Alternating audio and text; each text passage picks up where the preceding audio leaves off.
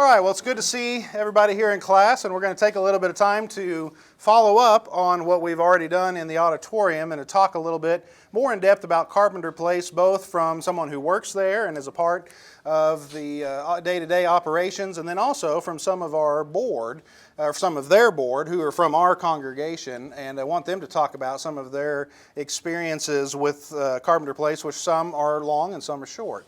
And here's my twin brother, CJ. Glad you can show up.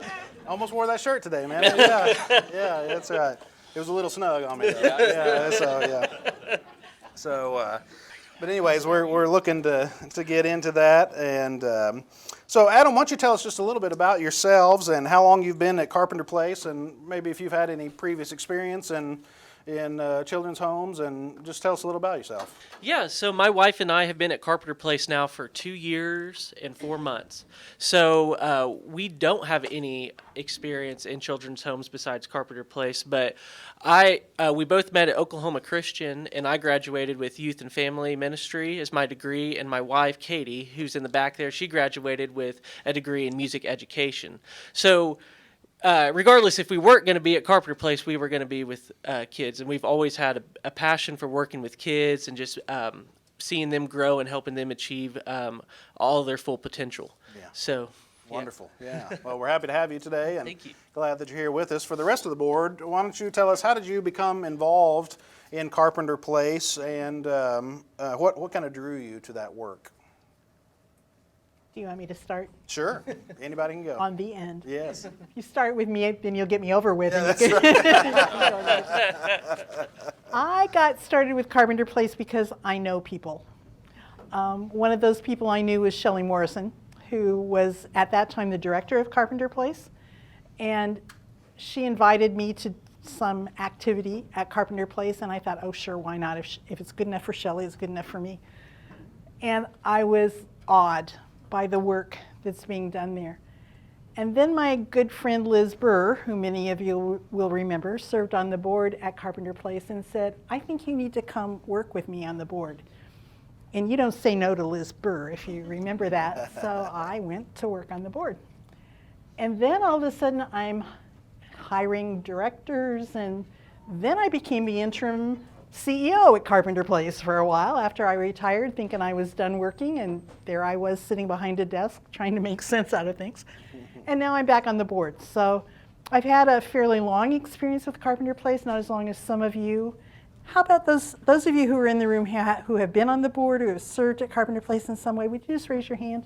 Because there are a lot of you. Wow. Yeah, I think more than we realize who have been a part of the ministry there. So privileged to have that opportunity. Yes. Okay, I guess I will lean forward. Our family, we came about Carpenter Place kind of a different way. We became friends with the Bukovatzes, Greg and Melissa. Their boys, they started coming to Riverwalk, and our families connected. And so we hung out with them.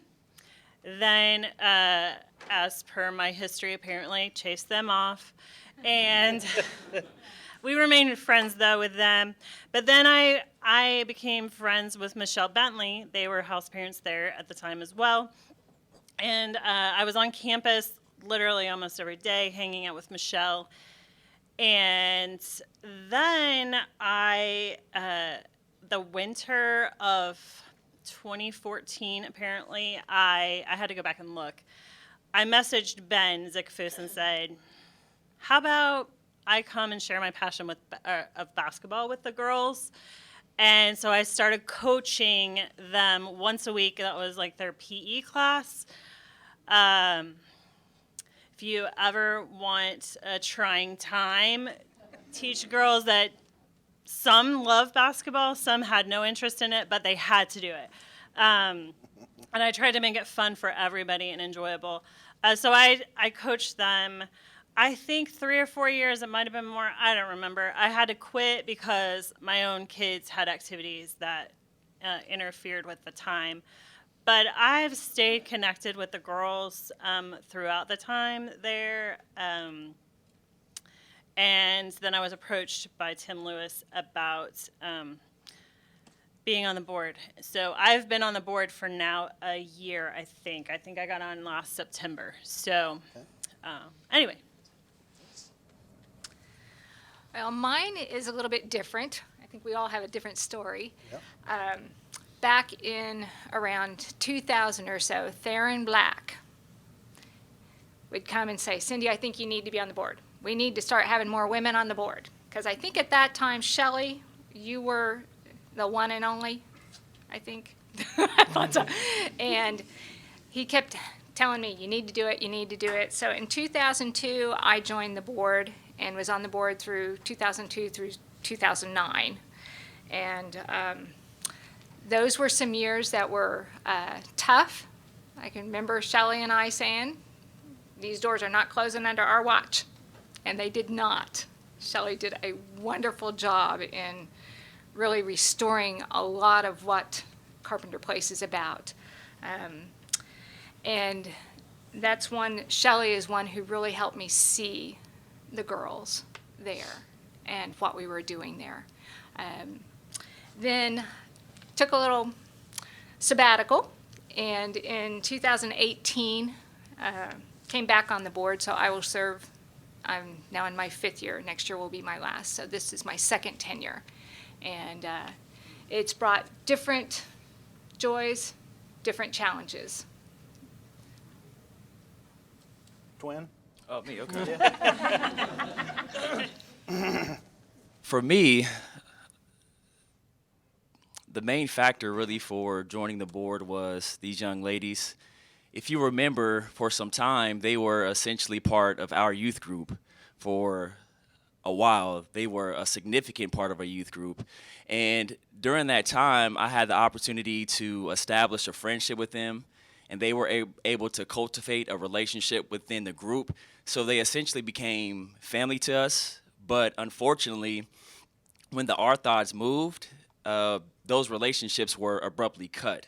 And so for me, what encouraged me to get on board, besides Casey asking me and encouraging me and pressuring me and forcing me. Hard to say no, I know. I was scared for my life.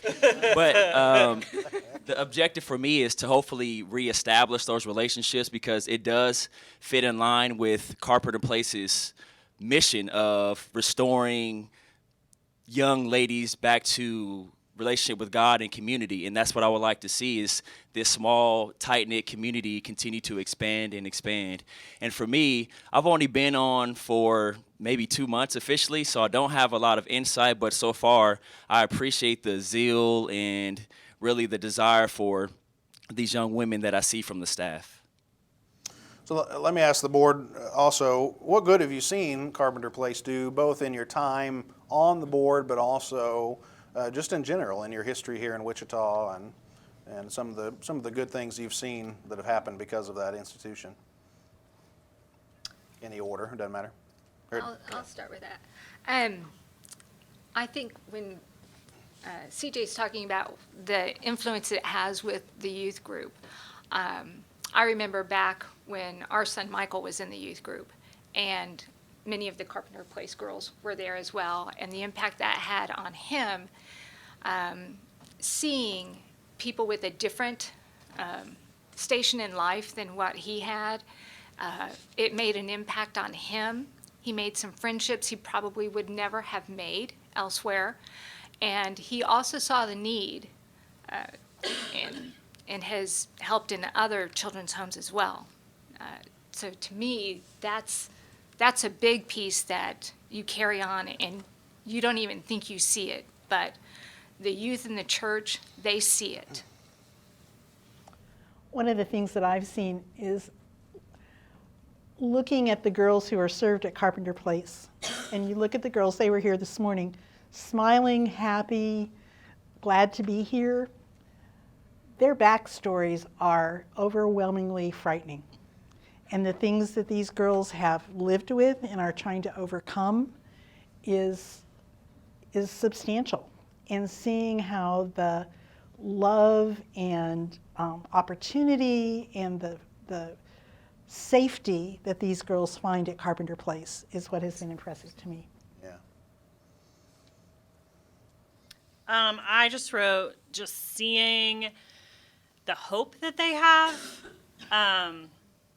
and that they are being shown true love by their house parents and others that connect. I know Janalee and Ann have gone and had lunch with them, and I've gone and had lunch once, but the connections that they make with people and knowing people love them, and it's a true love. Yes.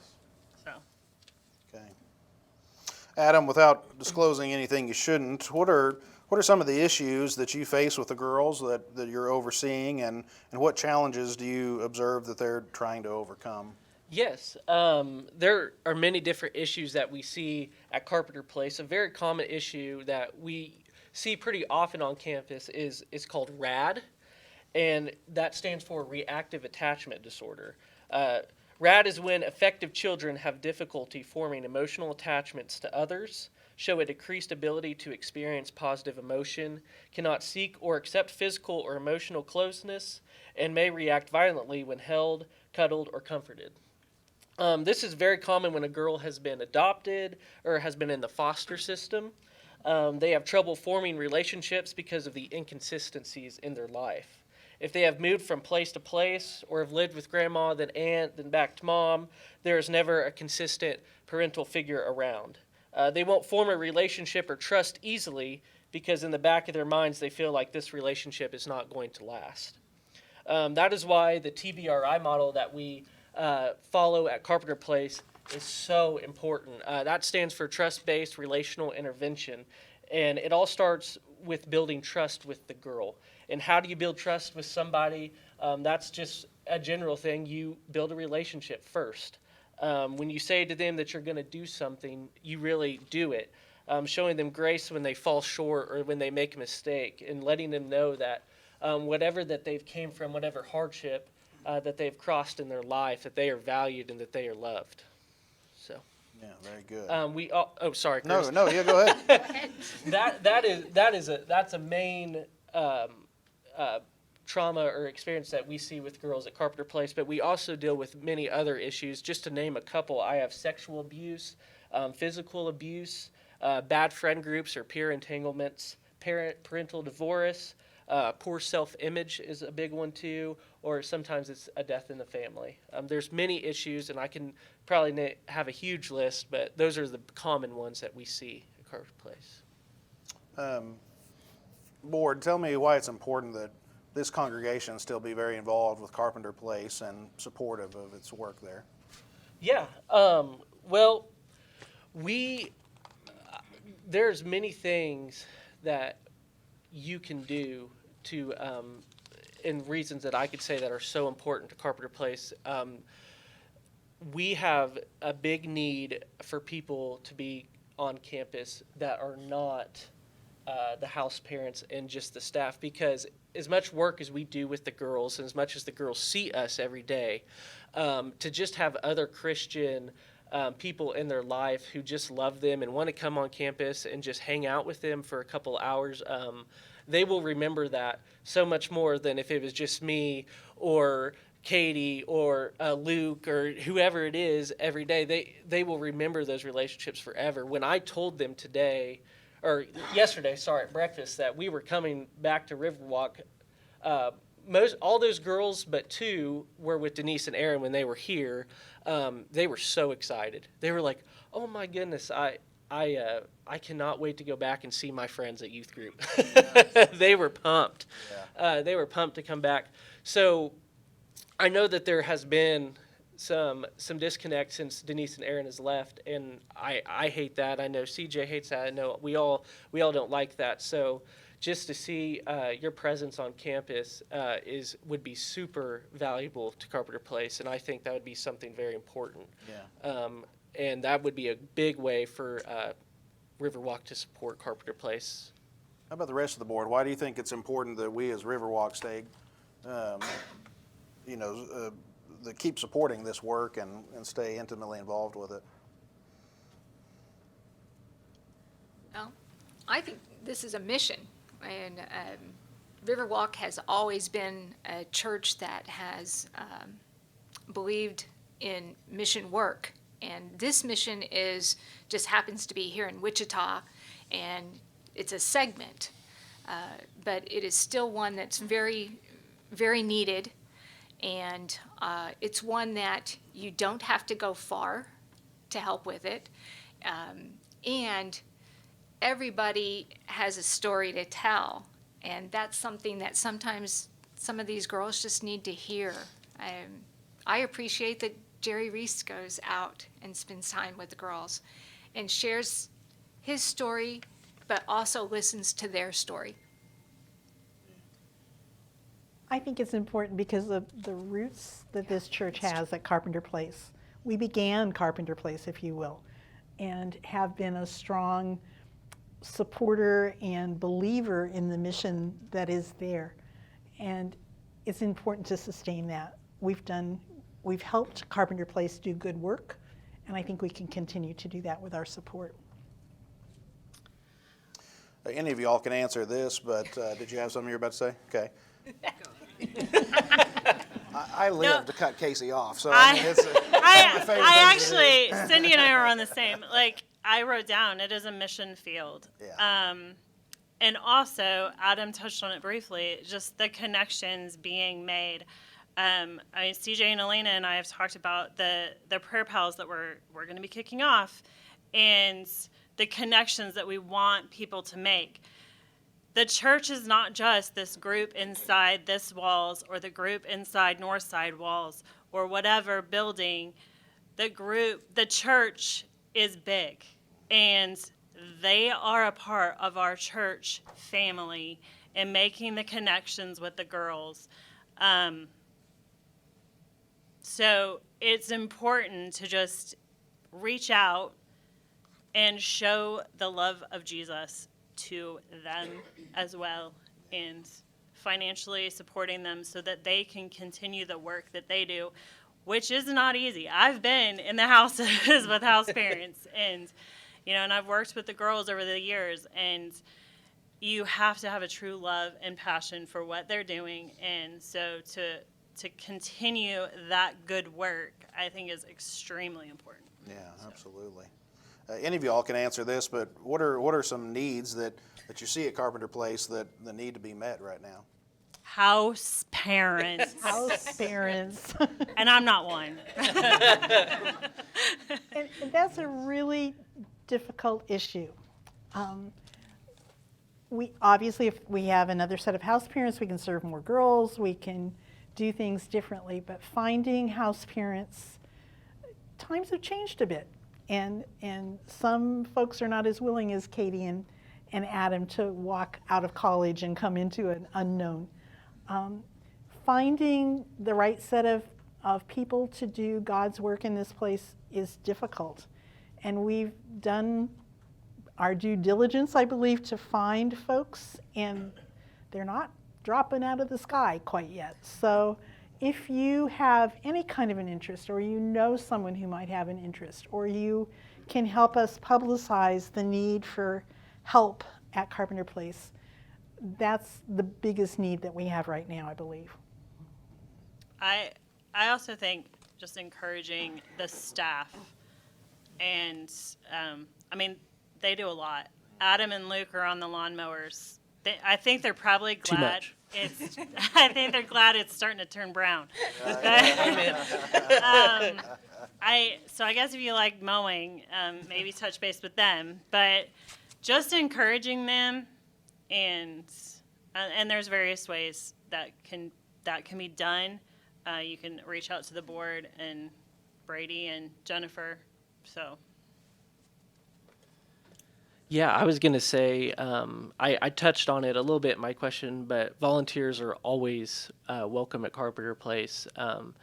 if you have a hobby or something that is really cool to share with the girls love to learn. They have a thirst for knowledge in whatever it is. It may not be something they're interested in at first, but once you show that you're passionate about something, it's easy to follow for them too. So if you ever have a hobby you would want to bring and spend an afternoon, we've had people come and cook, we have people come and sew, we have people come and do art. There's many things you can do at Carpenter Place that way as well.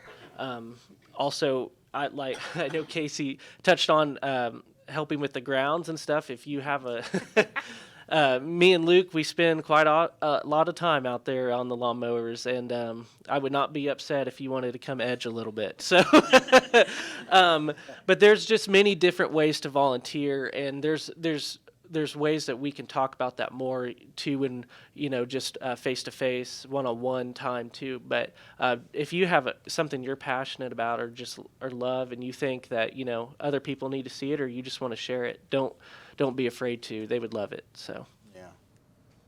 Okay. Adam, tell us some ways that Carpenter Place is a help both to the girls, but also to the families that they go back to. Some of them, anyways. Yes, Carpenter Place gives the girls and their families both time to heal in a safe place so that one day they can be reunited. Sometimes the tension is too much for one household to handle. So when the girls can come to Carpenter Place and have a safe environment to work on themselves, it also gives the family some space at home to work on their part of the reunification process. Also, Carpenter Place offers family therapy on campus. The girls on campus go to therapy once a week individually, but once they get a little further into their program, usually we start incorporating family therapy, and they handle and work out some of the kinks that we couldn't just do at home. But they can do with a licensed counselor and a licensed psychiatrist, and she's great and she does really good work. But they start kind of working in what would family life be like when I come home, and so that's really important. And so that's really something that I think is cool. We also like to reiterate to the families when they get there at Carpenter Place that we are all a team. Families, the staff, we are all a team there, and if somebody isn't doing their part, then it's not going to work. We all have to be all hands on deck every time. So We've already heard staffing issue is kind of a headwind that it's facing right now. What other headwinds are facing Carpenter Place and really other children's homes that are in our fellowship of churches? Do you have a sense, any of you all, for what's other headwinds that we're facing right now? I think one of the things that's going to become more and more problematic, if that's the right word, is that churches of Christ are dwindling in number. Yeah. The people who attend churches of Christ are dwindling in number, and therefore that kind of support is dwindling in number as well. So I think we need to know how to deal with that and how to broaden our perspective some so that we can look beyond just the churches of Christ, but to look at other Christians who would be supportive of our mission and being able to help us. I learned when I sat in the CEO's chair, which thankfully was not for very long, that there are really two missions at Carpenter Place. One of them is serving the girls and doing that well. But the other of that is keeping up the relationships with the communities and with churches and with people who can be helpful to our mission. And sometimes soothing feathers and sometimes ruffling feathers to see how those works can be done.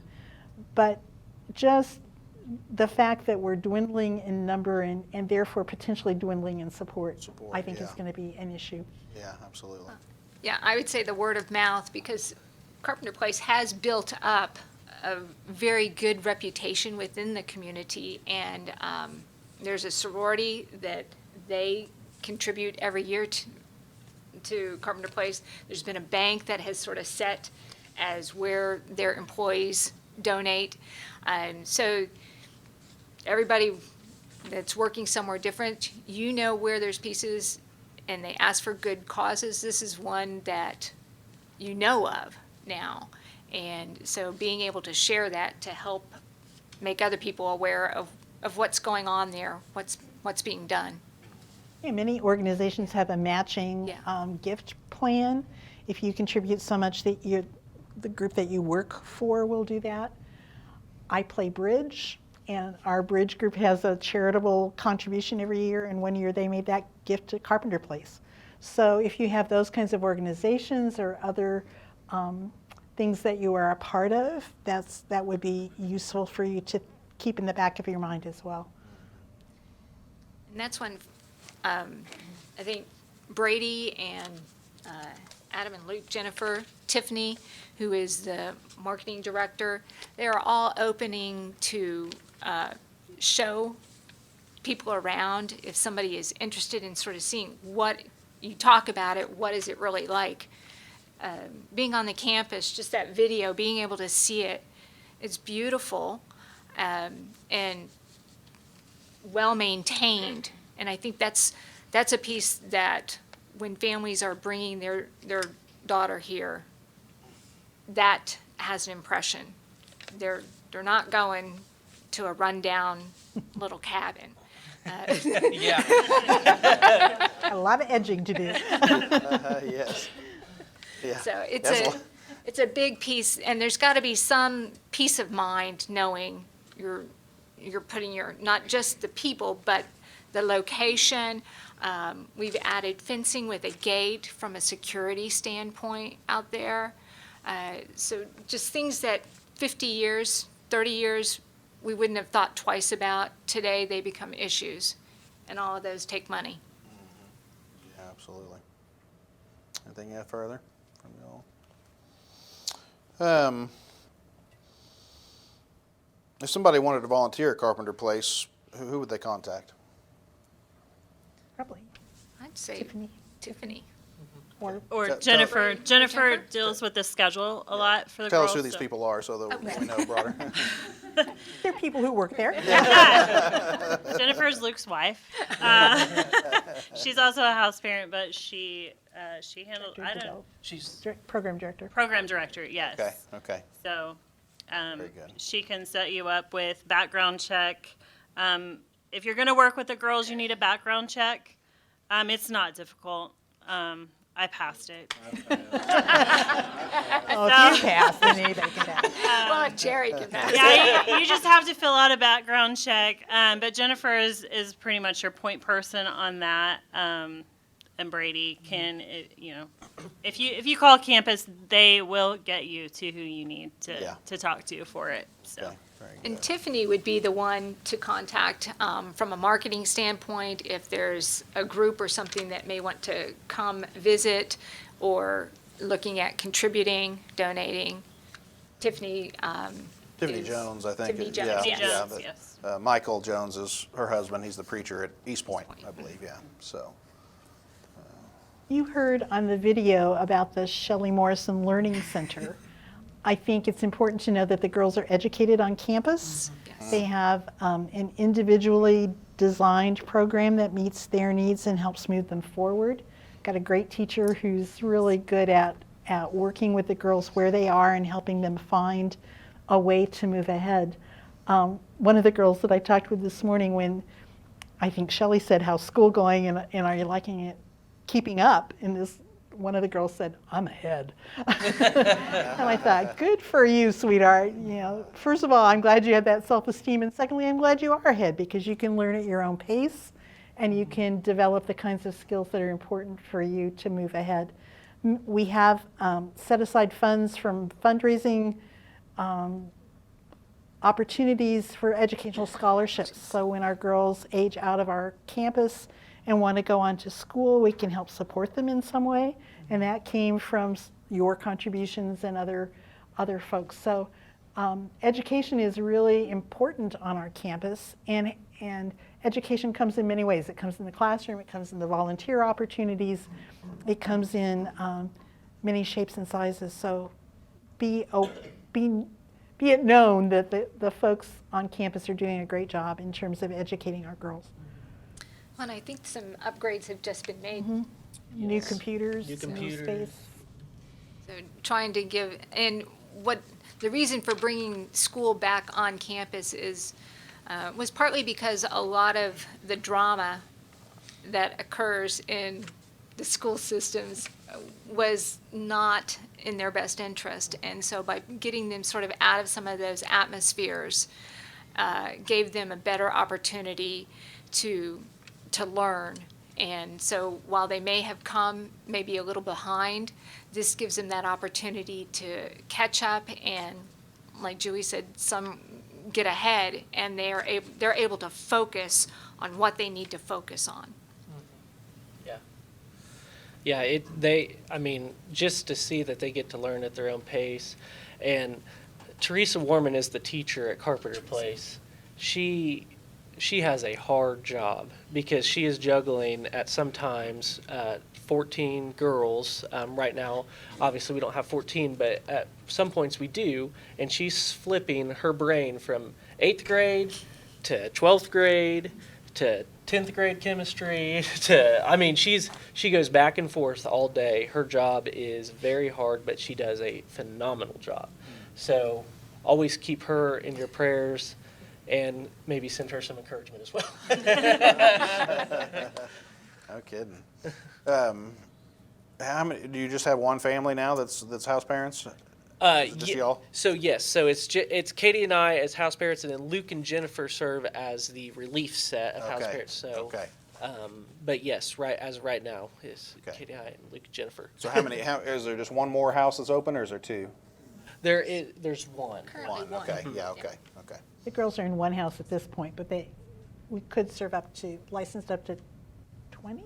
Yeah, I believe it's 20. Okay. We'd love to serve that many girls. if Yeah. we could. Sure. Right. Absolutely. And there is a need. Yeah. I mean, Jennifer has a waiting list most times.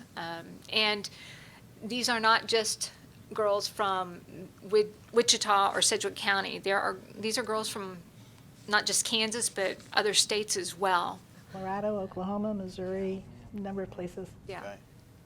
And I don't know that you all remember that Carpenter Place used to have state funding. They do not any longer.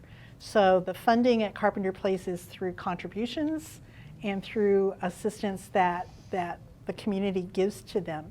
There is some support for their education through the school district that we partner with, but by and large, the needs at Carpenter Place are met by you. And that's important to us because when you're under state funding, you have different kinds of requirements that don't always meet the mission of what we hope to do there. So when the decision was made to go private funding, if you will, that was a big step and a big move for Carpenter Place, but I think it's been a very positive one. Yeah. So let me ask the board, what's something that you know now that you've been on the board that you did not know before you were on the board about Carpenter Place? Girls struggle mightily with things that I had no idea even existed in a world. I don't have kids. The kids I worked with were college age, so they had problems too. But I think the multitude of things that exist in our culture today that affect these girls and their families is ginormous. And to be alert to that and to be aware of that and to be prayerful for that has really been important to me. Yeah. Yeah. Anybody else? I think part of it was just the geographic location that Carpenter Place can serve.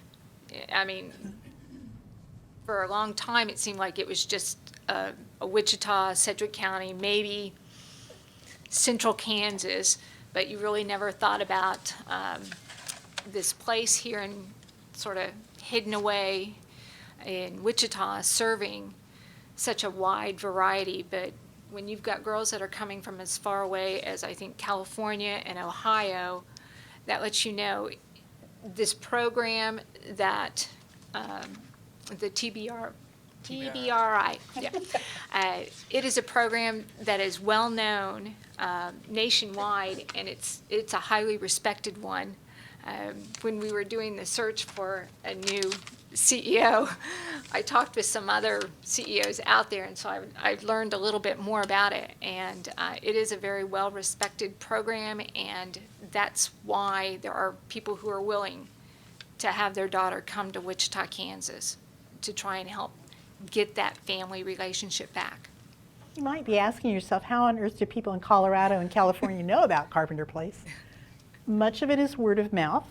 Much of it comes from families who have been served successfully and help other people find Carpenter Place.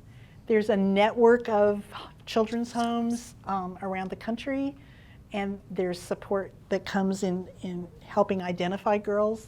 I asked just recently how many girls are referred directly from Churches of Christ, and that's a very small number, a very small number. So it comes from the referrals come from a broad source of agencies and people, and it's mostly word of mouth. It's helping get our story out and helping people understand what we do there. Adam, since most of the people do come outside of Church of Christ sources, how has the life of faith aided these girls being there, and how has it opened up to them for some of them? Yeah, well, we have we serve a lot of girls who did not grow up Church of Christ, but we have so many influence who come into Carpenter Place. Yeah. Not just staff who do a lot of stuff with them. Devotionals. Jerry is one of them. He's there a lot, and they love that, by the way. But we have different kinds of devotionals every single night that are.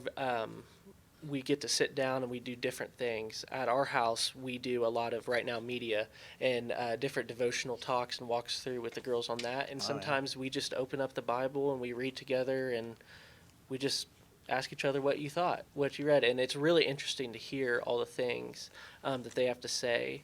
And we also do teach a lot of the time about baptism and salvation. And Luke and I have had the opportunity to baptize a good handful of girls on campus, and that has just been such a awesome thing to be a part of, to be able to see where they were from day one to how God has worked. And like you said this morning, it's not us. It's not us at all. Sure. So that is something that house parents have gotten to be a part of, is just seeing that God is really the one who does it all at Carpenter Place. We're just the vessel, and that's really cool. CJ, if you hadn't talked so much, we'd have a lot more time this morning. I'm sorry that you held us up there. The kids go to summer school. What do you do in the summer with them? So they don't go to summer school. Like we've talked about school before, most of the girls get to a point where they're ahead in this education that they receive on campus. So we don't usually have the need for summer school. But man, we are busy in the summers. We do multitude of things. A lot of those things take place with the youth group at Northside, where we're involved in Wichita Work Camp, where we go to teen camp at the end in Colorado, which that is not something that we always get to take the girls to do, just based on behavior and stuff. But for the last 2 years, they've been able to go to Colorado with the youth group at Northside, and that has been one of the most amazing things I've seen for them. But we also usually hire an intern on campus during the summer, and while Luke and I are busy outside working and getting grounds work done, they can have another person on campus that is not a house parent, that is just to be in their life, and she takes them to do all sorts of things, whether that's just craft activities. They go swimming all the time. She takes them. This last year, she took them a lot to the coffee shops and just did normal things that you would do with your friends, or that you would do with your family. That's something that we try to do at Carpenter Place, is make it as normal feeling as possible. So during the summer times, we do a lot of different just normal summer things. We take a campus vacation together. Jennifer's parents, they get to go, they have a house right off of Table Rock Lake, which we get to go spend a week down there doing a lot of different things in Branson. Branson is such a Christian-based place as it is, so we get a lot of good discounts on all the fun things that there is to do. And some of these things are like things the girls would never got to do. So we just try to keep it as normal feeling as possible in the school year, but also in the summer. So whatever you would do with your family in the summer, vacation, swimming, all the things, that is what we keep ourselves busy with as well. Okay, very good. Yeah. Let me close, Adam, by saying, is there anything, what would you like to see from Wichita churches, in the future? Yeah.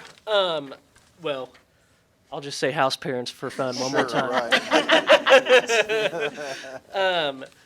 But yes, I think one thing I already touched on, but I will again, is just volunteers. We would love to see you at Carpenter Place, and I know Cindy talked on it a little earlier, but we would love to show you around. If you haven't been on campus or seen campus or just seen the day-to-day things of what goes on there, come on over. I know Tiffany would love to show you around. If she's not there, I would love to show you around, and so would all the rest of the staff. But again, I'll touch on if you have a hobby or an interest in teaching the girls just something fun, or if you just want to cook and bring dessert and play some games, come on up. We would love to have you there. So volunteers are always needed. We also have, let me get my list. I cheated. I wrote down my answers to the questions just so I didn't forget anything. I didn't. But we do have usually 2 fundraisers a year, and one of them is the Carpenter Place Golf Classic, which this last time took place at Top Golf here in Wichita, the new Top Golf facility. And we usually have Daughters of the King Ladies Brunch, which usually takes place in around February or sometime. So make sure to come to our fundraisers. Make sure to just come out and support. At each event, we usually have kind of an update on what's been going on at Carpenter Place and just, thank you. But it's always a fun time at any fundraiser. So please come out and support that. And lastly, I would say the biggest thing would just be what was touched on at the beginning is prayers and just encouragement. Prayers for the girls that they know that they're loved and that the staff or the members of the Church of Christ all around and churches all together love them and value them, and that just because they're at Carpenter Place doesn't mean that they're weird or that they're different, but that they are loved, valued children of God. So we really thank Riverwalk for all that you guys do and just all the support that you guys give Carpenter Place. And we love you guys and thank you. So, Well, Adam, we thank you for coming and being with us today and being the representative, and excuse me, for your wife being here today and the girls. It's nice for them to hear some good preaching for a change. That's right. That's right. Very helpful to them. But no, we are glad you're here. Thank you, board members, for serving, and Shelley, for your many years of service, all of you who have given years of service to Carpenter Place. It is a great work, and we're glad to still be supporting it. And thank you for spending your time with us. Absolutely. I'd like to close with a prayer, and then we'll dismiss. Father, we know this kind of work is special, that you have told us, like we read in James this morning, that for us to intercede in the lives of children and in the lives of widows and others who are sort of chronically in need, and that's an important task that you have given us as Christians. And so I'm grateful that there are those like Adam and his wife who have given themselves full time to this particular work. I'm thankful for Brady and for his leadership of the organization, and thankful for all those who both now or in the past have served on the board and have helped to strengthen and to keep this organization going. We pray your blessing on it, Father. We know that it's good work, and we know that you are never without resources, and so I pray that you would send them house parents, pray that you would send them all that they need to do the work that they are doing and be a blessing to them so they can be a blessing to others. Thank you for our gathering here today, and we offer up this prayer in the name of Christ. Amen.